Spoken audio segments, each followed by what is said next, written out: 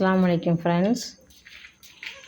23ல் 10வது மாதம் 4 பொட்டை குட்டியும் 3 கிடா குட்டியும் வாங்கினேன் ஃப்ரெண்ட்ஸ்.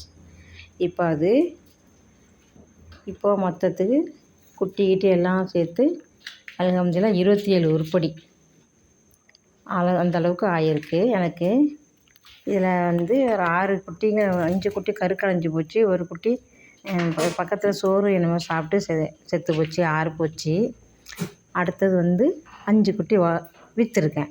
மொத்தத்துக்கு அந்த 23/10 வாங்கினதுலேயும் இப்போயும் வரைக்கும் மொத்தத்துக்கு உருப்படி 27 உருப்படி. அல்ஹம்துலில்லாஹ்.